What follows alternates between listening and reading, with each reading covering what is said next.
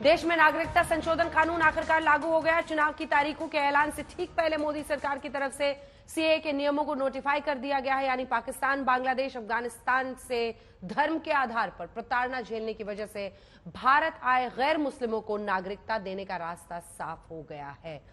बड़ी खबर के साथ हम शुरुआत कर रहे हैं, क्योंकि गृह मंत्री अमित शाह ने अभी सोशल मीडिया प्लेटफॉर्म एक्स पर जानकारी दी है। नागरिकता संशोधन नियम 2024 के नोटिफिकेशन पर उन्होंने ट्वीट किया है। मोदी सरकार ने आज नागरिकता संशोधन नियम 2024 को अधिसूचित कर दिया। ये नियम अब पाकिस्तान, बांग्लादेश, अफगानिस्तान में धार्मिक आधार पर प्रताड़ित अल्पसंख्यकों को हमारे देश में नागरिकता प्राप्त करने में सक्षम बनाएंगे। इस अधिसूचना के साथ प्रधानमंत्री श्री नरेंद्र मोदी जी ने एक और प्रतिबद्धता पूरी की है और इन देशों में रहने वाले हिंदुओं, सिखों, बौद्धों, जैनियों, पारसियों और ईसाइयों के लिए हमारे संविधान निर्माताओं के वादे को साकार किया है। तो अमित शाह की तरफ से मोदी सरकार के कमिटमेंट पूरा करने के दावे को आपने सुन ही लिया। वहीं ओवैसी की बात करते हैं, जिनकी तरफ से सीए लागू होने को लेकर सरकार पर बड़ा हमला हुआ है। सीए लागू होने पर ओवैसी का बड़ा बयान, 5 सालों तक नियम क्यों नहीं बनाए गए? सीए का मकसद मुस्लिमों को टारगेट करना है। सीए गोडसे की विचारधारा पर आधारित है। पहले इलेक्शन सीजन, फिर सीए नियम। ओवैसी की तरफ से सीए को मुस्लिम विरोधी बताया गया है और वो सरकार पर एक बार फिर से हमलावर है। उनका कहना है कि जब 2019-20 में ही पास हो गया था तो इतने दिनों से इसे आखिर क्यों नहीं पास कराया जा रहा था? तो ओवैसी की तरफ से जो हमला हुआ है वो आपने सुन लिया। मुस्लिम विरोधी से बताया गया है। अब असम के विधायक अखिल गोगोई का सीएए पर बड़ा बयान आया है, वो आपको बता देते हैं। असम के विधायक अखिल गोगोई का बड़ा बयान है। असम के लिए सीएए कानून एक अभिशाप है। असम में 15 से 20 लाख बांग्लादेशी हिंदू हैं। बांग्लादेशी हिंदुओं को नागरिकता मिलेगी। असम के लोग सीएए के पूरी तरह खिलाफ हैं। इस नेशन के लिए, असमिया जाति के लिए एक अभिशाप है का बलवत्त होने से असम में 15 to 20 लाख हिंदू बांग्लादेशी जो नागरिक हैं उस लोग का नागरिकत्व हो जाएगा। असम में मिलेगा नागरिकत्व। इसीलिए असमीज लोग इसका पूरा विरोध में है। हम लोग इसका खिलाफ करता हूँ। और बांग्लादेश में जो 1,70,00,000 जो हिंदू बंगाली लोग अभी भी है, ये हिंदू लोग भी आने का रास्ता खुल जाएगा। इसीलिए सबसे बड़ा जो चैलेंज आएगा, ये चैलेंज आएगा असम के लिए। तो असमीज लोगों के लिए बहुत बड़ा चैलेंज आ जाएगा। हम लोग 1910 से माइग्रेशन का खिलाफ लड़ रहा हूं।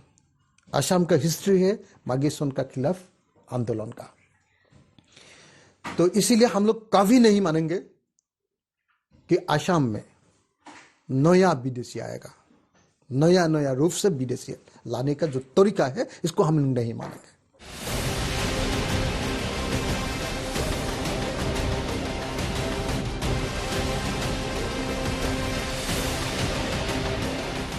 तो 2019 लोकसभा चुनाव के ठीक बाद मोदी सरकार ने नागरिकता संशोधन कानून बनाया और 2024 लोकसभा चुनाव से ठीक पहले कानून को लागू कर दिया।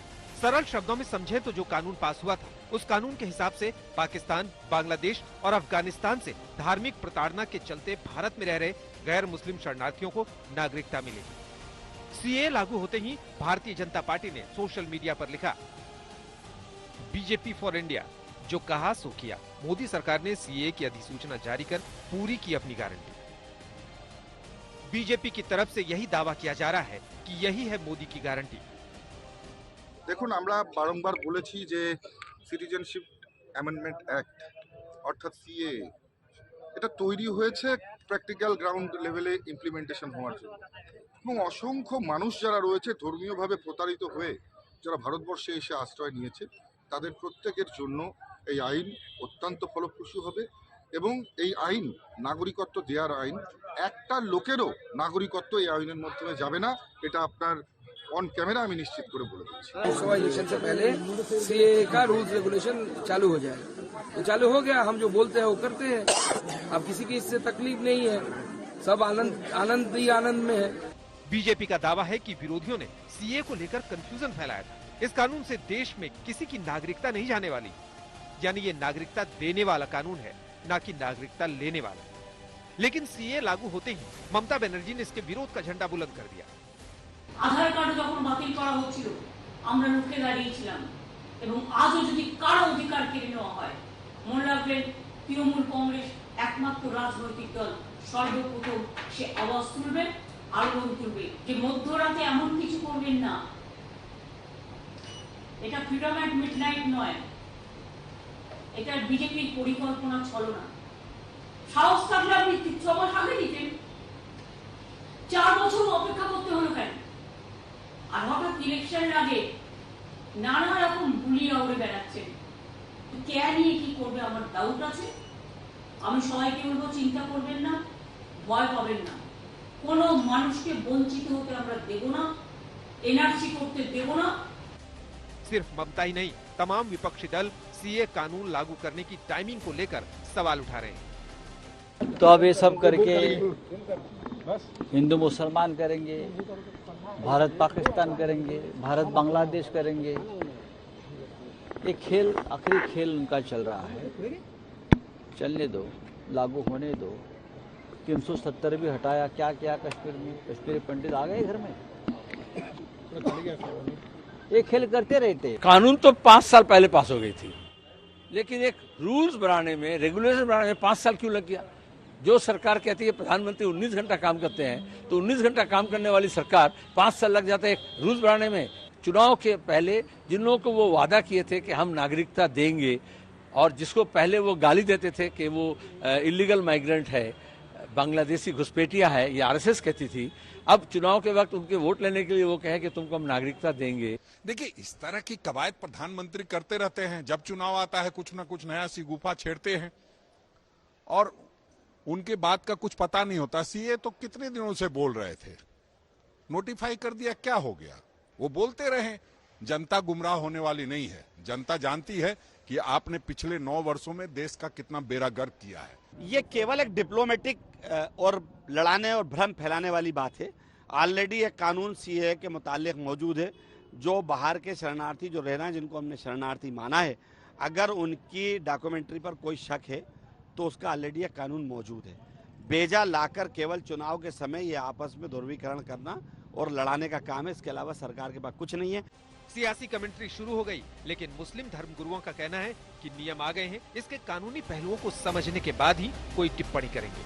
अब ये नोटिफिकेशन क्या है, इस सिलसिले में क्या रूल रेगुलेशन फ्रेम किए गए हैं, इसको हम लोगों की जो लीगल कमेटी है वो स्टडी करेगी, उसके बाद ही कोई बात कही जा सकती है। लेकिन जो हुकूमत के जिम्मेदारों की तरफ से अभी तक बातें आई हैं कि इससे किसी की सिटीजनशिप नहीं ली जाएगी, और जाहिर सी बात है ये हम सबका मुल्क है और कोई भी शख्स किसी को भी अपने मुल्क से नहीं निकाल सकता। लिहाजा मेरी सबसे यही अपील है कि हर तरीके से अमन अमान कायम रखें। सीए को लेकर प्रधानमंत्री नरेंद्र मोदी और अमित शाह ने क्या कहा था, आपको सुनवाते हैं। नागरिकता संशोधन कानून ने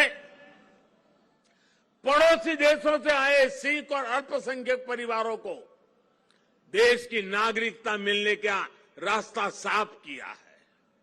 ये सब इसलिए संभव हुआ है क्योंकि हमारे गुरुओं ने हमें मानवता को सर्वोपरि रखने की सीख दी है। 70 साल से जो शरणार्थी यहां पर आकर बसे हैं, जिनको इनके मन में दर्द है कि हम वहां से शरणार्थी बनकर आए, आज हमारी नागरिकता नहीं। 70 साल से वो अवैध तरीके से रहे। सिटीजनशिप अमेंडमेंट एक्ट को पहली ही कैबिनेट में लागू कर वो सभी को नागरिकता देने का काम भारतीय जनता पार्टी। यानी मोदी सरकार ने अपना कमिटमेंट पूरा कर दिया। मुनीश पांडे हमारे सहयोगी इसी खबर पर हमारे साथ जुड़ रहे हैं। हमारे साथ जितेंद्र बहादुर सिंह हमारे सहयोगी भी जुड़ रहे हैं, और अरविंद ओझा हमारे साथ जुड़ गए हैं दिल्ली से। नाम ठीक कर लीजिए। सबसे पहले मुनीश आपके पास आते हुए, अब नोटिफिकेशन जारी हो गया, लागू हो जाएगा।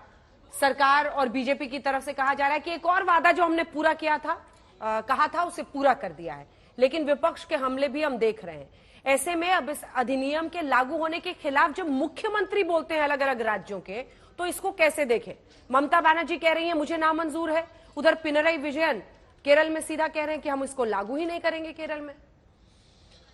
जी बिल्कुल अंजना, देखिए इसे राजनीतिक रूप में देखा जा रहा है और इसीलिए हम देख रहे हैं कि कई ऐसे मुख्यमंत्री हैं, कई ऐसे राजनेता हैं जो बार बार इस बात का हवाला दे रहे हैं कि समय को लेकर उनको आपत्ति है, और कई ऐसे लोग भी हैं जो कि साफ तौर पे ये कह रहे हैं कि दरअसल ये जो कानून है ये एक राजनीतिक जुमला है बीजेपी की तरफ से, और इसे ऐसे वक्त लाया गया है जब लोकसभा चुनाव होने वाले हैं। लेकिन देखिए हमारे हाथ में वो 39 पेज का नोटिफिकेशन है जो कि भारत सरकार ने जारी किया है, और साफ तौर पर इसमें कहा गया है कि वो शरणार्थी जो कि 31 दिसंबर 2014 से पहले भारत में शरण मांगे थे, उनको जो सिटीजनशिप देना है उसको लेकर ये कानून लाया गया है। कोई भी अगर ये भ्रम फैला रहा है कि इससे किसी की नागरिकता जाने वाली है तो वो पूरी तरीके से गलत है। उसमें साफ तौर पे ये भी कहा गया है कि 3 ऐसे देश, अफगानिस्तान, पाकिस्तान और बांग्लादेश, और वहां से आए हुए 6 माइनॉरिटी कम्युनिटी के जो लोग हैं, हिंदू, सिख, बौद्ध, जैन, पारसी और ईसाई, उनको नागरिकता देना है। और अंजना, मैं यह भी बता दूं कि क्यों ये कानून अपने तरीके से खास है, क्या कुछ खास है इस पूरे के पूरे जो नोटिफिकेशन है। तो मैं अपने कैमरामैन को अगर आप बोलूं कि क्या कुछ है इस नोटिफिकेशन। देखिए 8 कुल मिलाकर 8 क्लॉज हैं टोटल इस नोटिफिकेशन है, जिसमें कि साफ तौर पे बोला गया है कि अगर इन शर्तों को जो भी नागरिक पूरा करेगा उन्हें भारत की नागरिकता मिलेगी। जो शर्तें उसमें साफ तौर पे यह है कि 31 दिसंबर 2014 से पहले वो शरणार्थी जो है भारत में प्रवेश किया होना चाहिए। उसके अलावा भारत का नागरिक बनने के लिए कई ऐसे क्लॉज है जिसमें कि अगर वो माइनर है उसके लिए अलग क्लॉज बनाया गया है, अगर कोई ऐसा शख्स है जिसने कि भारतीय से शादी की हुई है उसके लिए अलग एक क्लॉज बनाया गया है, कुछ लोग जो डर के मारे हिंदुस्तान में आ गए थे उनके लिए अलग क्लॉज बनाया गया है, और जो बातें कही गई हैं इस नोटिफिकेशन में उसमें साफ तौर पे कहा गया है कि किस तरीके से आपको एक फॉर्म फिल करना पड़ेगा। और मेरे कैमरा पर्सन दिखा पाए आपको, देखिए ये फॉर्म है जिसे कि पहले फिल करना पड़ेगा। एक एम्पावर्ड कमिटी बनाई गई है, वो पहले देखेगी कि क्या सभी शर्तों को वो शख्स पूरा कर रहा है कि नहीं कर रहा है, और उसके बाद ही उसको भारत की नागरिकता मिलेगी। जो ये फॉर्म है, अगर उसके बारे में अंजना मैं दर्शकों को बताऊं, उसमें साफ तौर पे सबसे पहले जो शख्स भारत की नागरिकता चाहता है उसे अपना पूरा नाम, कहां से वो आता है, उसको देश के बारे में, उसकी तहसील के बारे में सारी जानकारी देनी पड़ेगी, अपने पिता का नाम देना पड़ेगा, उनकी नागरिकता बतानी पड़ेगी, माता का नाम, उनकी नागरिकता, और उसके अलावा हिंदुस्तान में कब वो प्रवेश किए थे, हिंदुस्तान में प्रवेश करने के बाद कहां पर वो रहे थे, क्या वो नौकरी कर रहे हैं कि नहीं कर रहे हैं। तो एक बहुत ही लंबी प्रक्रिया है, उसके बाद ये सारी की सारी नागरिकता दी जाएगी। लेकिन जहां तक आप राजनीति की बात करी थी, कई ऐसे राज्य के मुख्यमंत्री हैं, खासकर कि वो जहां पर बीजेपी की सरकार नहीं है, विपक्ष की सरकार है, साफ शब्दों में वो बोल रहे हैं कि इस कानून को ऐसे वक्त लाया गया है जब लोकसभा चुनाव होने वाले हैं, और कहीं ना कहीं बीजेपी इसका चुनावी फायदा उठाना चाहती है। सरकार की तरफ से इसको आगे कैसे ले जाने की स्ट्रैटेजी बन रही है जितेंद्र? क्योंकि अब ये राज्य सरकारें कह रही हैं हम लागू ही नहीं करेंगे, और ये कानून है जो देश की संसद से पास हुआ है। देखिए अंजना, इसके लिए राज्य सरकारों का बहुत ज्यादा रोल इसमें नहीं दिखाई पड़ रहा है, क्योंकि केंद्र सरकार की तरफ से ये साफ कर दिया गया है कि जो फॉर्म भरा जाएगा उसके लिए बाकायदे एक पोर्टल तैयार किया जा रहा है। उस पोर्टल में इनको पूरा ये फॉर्म भरना पड़ेगा, और फॉर्म भरने के बाद जो केंद्र सरकार है वो इसको स्क्रूटनाइज करेगी। सबसे बड़ी बात इसमें बताया गया है कि एक एम्पावर्ड कमेटी गठित की जाएगी जो इन तमाम लोगों के, जो अफगानिस्तान, पाकिस्तान और बांग्लादेश से भारत में धार्मिक आधार पर विस्थापित होकर के रह रहे हैं, इनके पूरे फॉर्म को पूरी तरीके से स्क्रूटनाइज करेंगे, और उसके बाद उनको नागरिकता देने का प्राविधान शुरू किया जाएगा। तो इसमें किसी को कोई दिक्कत नहीं होनी चाहिए। राज्य सरकार जिस तरीके से ये कह रहे हैं कि वो अपने राज्यों में नागरिकता नहीं देंगे, तो इसके लिए कोई ऐसा प्राविधान इसमें नहीं किया गया है। हालांकि ये जरूर है कि वहां के जो डिस्ट्रिक्ट मजिस्ट्रेट होंगे, उनके पास जिस तरीके से राज्यों में किस तहसील में वो रह रहे हैं, किस जगह पर रह रहे हैं, उनके बारे बारे में जानकारी उनके पास होगी उसका केवल डेटा उनको प्रदान करना होगा, और उसके बाद जिन नागरिकों को नागरिकता देने का प्राविधान केंद्रीय गृह मंत्रालय की तरफ से किया गया है उनको उसमें बाकायदे फॉर्म को फिल करना पड़ेगा, और तमाम जानकारियां देने के बाद जो एम्पावर्ड कमेटी होगी वो उसको स्क्रूटनाइज करेगी और उसके बाद उनको ये नागरिकता दी जाएगी। सबसे बड़ी बात है कि नागरिकता को देखते हुए केंद्र सरकार की तरफ से इस तरीके का अलर्ट भी किया गया है खुफिया एजेंसियों को, और ये कहा गया है कि जिन जिन राज्यों में इस तरीके से लग रहा है कि वहां पर लोग सोशल मीडिया पर अलग तरीके से जानकारी, भ्रामक जानकारियां फैला सकते हैं, उन पर नजर रखा जाए और उनके खिलाफ कड़ी कार्रवाई की जाए। इस तरीके के निर्देश भी दिए गए हैं। अंजना, जो एहतियाती कदम ऐसे तमाम उठाए जा रहे हैं, फ्लैग मार्च कराया जा रहा है, उन सब पर अरविंद ओझा हमारे सहयोगी जानकारी देंगे जो मौजूद हैं ग्राउंड जीरो पर। अरविंद, किस तरह की तैयारियां हो रही हैं ताकि काउंटर किया जा सके अगर इस तरह की अफवाहें कोई फैलाता है या फिर परिस्थितियां खराब होती है, जो कि हमने देखा है पहले? नहीं, बिल्कुल देखिए, और खासतौर से दिल्ली की बात की जाए अंजना, तो 2020 में देखा गया था कि किस तरीके से सीए के नाम पर लोगों को भड़काया गया, अफवाह फैलाई गई, और जिसके बाद दिल्ली में दंगे हुए, खासतौर से नॉर्थ ईस्ट दिल्ली में, जिसके बाद जैसे ही सीए की अधिसूचना खासतौर से